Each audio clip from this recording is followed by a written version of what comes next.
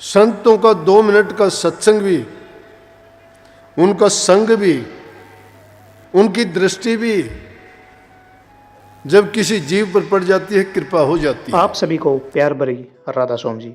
देखिए, जो आज का सत्संग का विषय है उसमें महाराज जी ने बताया कि जो व्यक्ति गुरु की शरण में रहता है, जो व्यक्ति गुरु के कहे अनुसार चलता है, उस व्यक्ति का जीवन ही नहीं बल्कि उसका परिवार भी सुख शांत रहता है।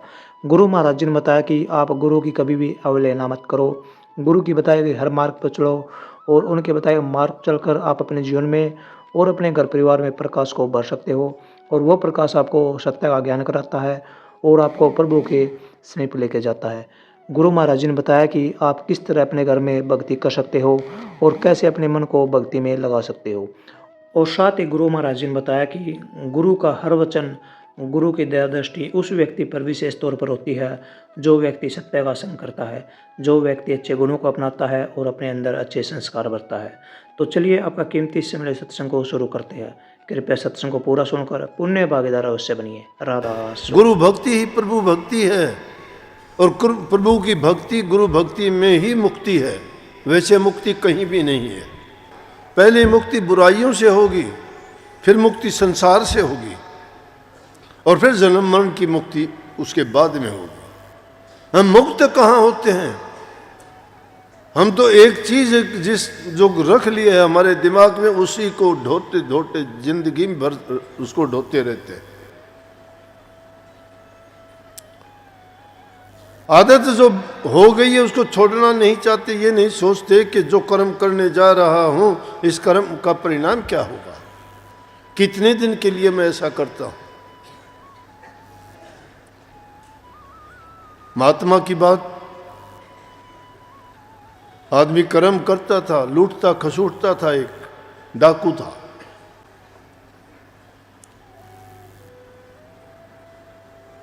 महात्मा मिले, कहने लगे तू क्यों करता है ये काम? कहने लगे मेरा पेशा है, घर वालों के लिए, मेरा रोजी रोटी का इंतजाम इसके बिना नहीं होता। बोला कि तुझे ये भी पता है ये पाप कर्म है? बोला कि मैं कोई अकेला थोड़ा पापी हूँ, जो इसमें शामिल हैं घर परिवार के जिनके लिए करता हूँ सभी शामिल हैं। बोले कर्म करता है वही कर्म का भागी है। बोले उनसे पूछ के आ घर जाके, क्या वो जो कर्म करता है वो इस कर्म फल को लेंगे? कौन लेने वाला होता है? जवाब दे दिया उन्होंने कि कर्म आप करते हो तो वो कर्म का फल तो आपको ही भोगना होगा, हमें नहीं। आके कहने लगे कि आपने सत्य कहा था, और उस महात्मा की छोटी सी बात ने उसके जीवन को बदल दिया। उसी टाइम उसने पाप कर्म छोड़ दिए। संतों का 2 मिनट का सत्संग भी, उनका संग भी, उनकी दृष्टि भी जब किसी जीव पर पड़ जाती है, कृपा हो जाती है। परंतु ऐसे नहीं, कुछ कर्म गति कुछ पूर्वला लेख। कर्म होता है, कर्म गति भी होती है, पूर्व के लेख भी होते हैं। ये पूर्व जन्म के अच्छे संस्कार और कर्मों के कारण हमें ये हालत मिली है कि हम प्रभु की खोज में और अपने कल्याण के लिए गुरु की तलाश करते करते गुरु की शरण में आए, उनसे नाम की दीक्षा लेके बुराइयों को छोड़ के और अपने कल्याण हित के लिए प्रभु भक्ति करते हैं। कठिन काम है, परंतु फिर भी धीरे धीरे करके अगर तुम करोगे तो कठिन भी कुछ भी नहीं है। एक बार कठिन लगता है जब शुरुआत करते हो, और जब निकल पड़ते हो तो रास्ता भी अपने आगे से आगे निकल पड़ता है। हम क्योंकि भक्ति करने के आदी नहीं हैं, अभी हम मन के खेल में फंसे हुए हैं। मन हमारे साथ खिलवाड़ करता है और हम उसके कहे में जो वो कहता है करते चले जाते हैं, परिणाम को नहीं सोचते। अब इसी मन से झगड़ा रहता है। अगर मन के कहे में ही चलते रहेंगे वह हमारी आदतें, वो हमारे बुरे कर्म नहीं छूट सकते। इसलिए इस मन को गुरु की शरण में ले जाके छोड़ दें और सब कुछ गुरु को ही अर्पण कर दें। इसीलिए संतों ने नुक्ता निकाल दिया कि तन मन धन कर गुरु के अर्पण, सूरत शब्द के मार्ग में चल। जो सूरत शब्द का योग है ये सबसे सरल रास्ता है, लेकिन तीनों चीज गुरु के अर्पण कर दीजिए। अर्पण करते नहीं हैं हम, तो उनको ऐसे पकड़े हुए हैं जैसे वो हमारे साथ ही जाएंगे, सदा जाएंगे। बच्चों जैसा खेल है। बच्चा कोई भी चीज होती है, किसी की भी होती है, उसको नहीं पता, उठा के कहता मेरी है, नहीं देता। और मैं मेरी का सबसे बड़ा रोग है। ये मैं हूं, ये मेरा है, और ये मैं मेरी का रोग अगर मिट जाए तो तू और तेरा ही रह जाएगा। तू और तेरा, तू सिर्फ परमात्मा है, तेरा सब कुछ उसी का है। यहाँ कोई किसी का कुछ भी नहीं है। सब कुछ छोड़ के यहीं पे जाना है। खेल अजीब है। हम उस खेल में ही खेलते खेलते खिलाड़ी भी हम हैं, खेल भी हम दिखाते हैं और खेल हमें देखता भी है। क्या अजीब तमाशा है, लेकिन फिर भी समझ नहीं आती। इसलिए सत्संगी को चाहिए कि सबसे पहले इंसान अपना चरित्र अच्छा बनाए, सदाचारी बने, बुराइयों को तजे। जब तक खुद चरित्रवान नहीं है, वो नेक इंसान नहीं है, वो दया धर्म के रास्ते पे नहीं चलता है, उसके दिल में नफरत है, घृणा है, ईर्ष्या है, तो खुद ही अंदर से अपने आप को ही बर्बाद कर रहा है। ये चीजें दूसरे को तो उसके बाद में बर्बाद करती है, पहले उसको बर्बाद कर चुकी होती है। क्योंकि जहां ये चीजें रहेंगी वहां सच्चाई नहीं रहेगी, सद्गुण नहीं रहेंगे। ये दोनों एक दूसरे के विरोधी हैं, सगुण और दुर्गुण। दुर्गुणों को अगर नहीं निकालते हो तो सगुण, अच्छे गुण नहीं आ सकते। तो उनको निकालने के लिए ही तो संतों का संग।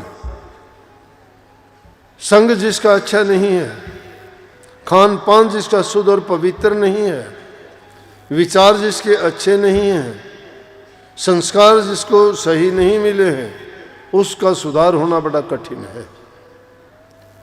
सबसे पहली चीज है कि माँ बाप के द्वारा जो ग्रहण उसमें गुण आए हैं वो उसके जीवन में बहुत अहम रोल अदा करते हैं।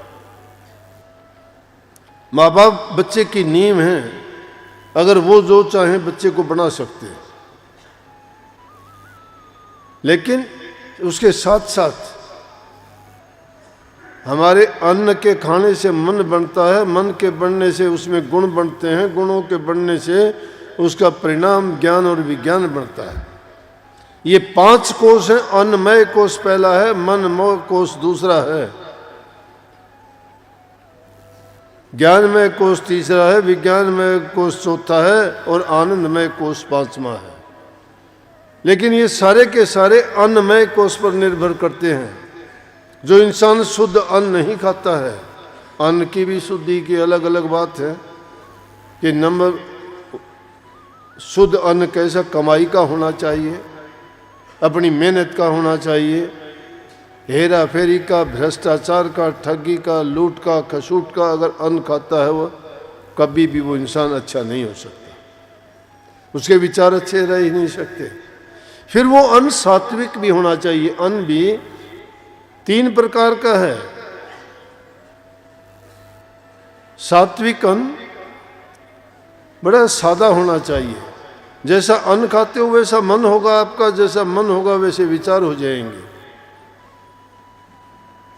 ये खास करके हमें गौर करनी चाहिए कि अगर ज़्यादा मीठा चरपरा जीभ के स्वाद के बस हम जो अन्न खाते हैं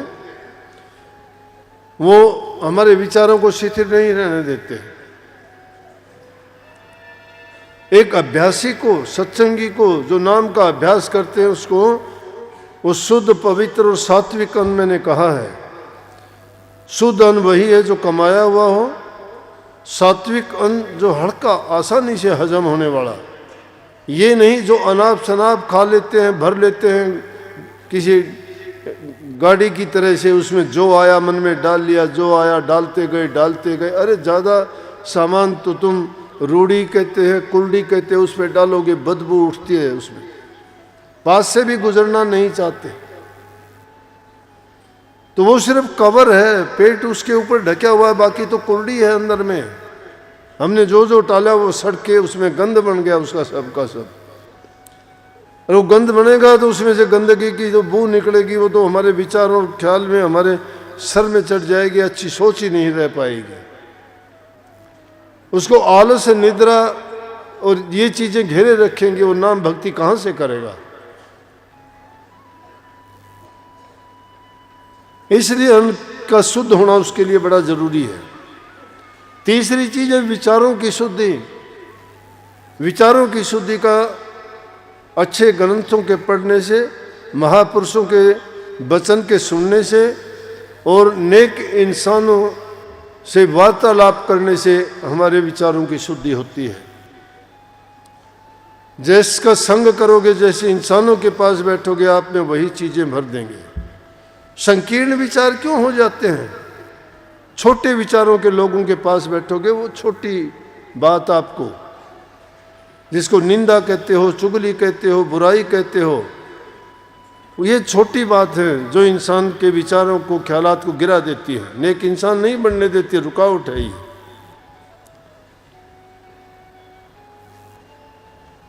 और तीसरा है कि इंसान का संग बहुत अच्छा होना चाहिए। और सबसे उत्तम संग तो सतगुरु का है, इसीलिए सत्संग कहते हैं, जहाँ सत्य का प्रचार, भक्ति की बातें, शुद्धि की बातें, पवित्रता की बातें, नाम की बातें, जहाँ नाम, सत्संग, गुरु महिमा का जिक्र होता है, वहाँ बैठते हैं। तो हमेशा यही बात चलेंगी सत्संगियों की, तो कि तुम्हारा अभ्यास कैसा है, सुमन कैसे करते हो, कितना करते हो, आपका अनुभव क्या है, क्या आपका मन लगता है भजन में? अरे गुरु का संग किसी ने किया नहीं, भगत बन गए, नाम देने लग गए, बस खुद झूठे, ऐसे ही झूठे साचे 10, 20, 50 उनके पीछे हुए, देखा देखी भेड़ चाल दुनिया ने पकड़ ली। ना गुरु सच्चा, ना नाम सच्चा, और ना उनकी करनी सच्ची है। लोगों को जोड़ना शुरू कर दिया ऐसे ही। उन्होंने अपनी दुकान चला ली, जिसका गुरु नहीं है। अरे पंडित का पढ़ाया, प्यादा प्यादा का पढ़ाया, आधा आधे का पढ़ाया, हुरफुर, जिसके पास ज्ञान ही नहीं है। बुझे हुए दीपक कभी दूसरे को रोशन कर सकते हैं क्या? ज्ञान तो प्रकट भक्ति से होगा, तप से होगा, त्याग से होगा, साधना से होगा। अगर ये तीनों चीज, आप गृहस्थी हो, कभी सोचते हो कि गृहस्थी ऐसी चीजें कैसे कर लेगा? क्यों नहीं कर लेगा? कौन गृहस्थी नहीं था? जितने भी बड़े बड़े संत हुए सारे गृहस्थी थे। गृहस्थ जैसा तो कोई दूसरा ऐसी जगह नहीं है। गृहस्थी आदमी सब कुछ कर सकता है। जो गृहस्थी नहीं है उसकी तो कामनाएं नहीं रुकती हैं कभी। एक आदमी गृह को त्याग के चला भी जाता है और भावनाएं उसकी दुनिया में रहती हैं, तो दुनिया से निकला नहीं, दुनिया में ही बैठा हुआ है। और एक आदमी गृहस्थ में बैठा हुआ जब त्याग की बात करता है, तप की बात करता है, साधना की बात करता है, तो दुनिया से अलग है।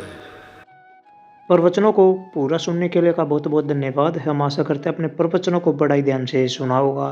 तो जैसा पहले साथ संगत जी आपने सत्संग में सुना, महाराज जी ने बताया कि गुरु का हर वचन आपके कल्याण के लिए होता है। गुरु अगर धरती पर आते हैं तो आपके कल्याण के लिए, जीव के कल्याण के लिए। जो इंसान गुरुमुख होता है उसके घर परिवार में सुख शांति आती है, उसके परिवार में धन संपत्ति आती है और समृद्धि आती है। गुरु का हर वचन आपके जीवन के लिए कल्याणकारी होता है। गुरु आपको जो बताता है वो आप अवश्य कीजिए। गुरु की कभी भी आप बुराई मत कीजिए, ना कभी बुराई सुनिए।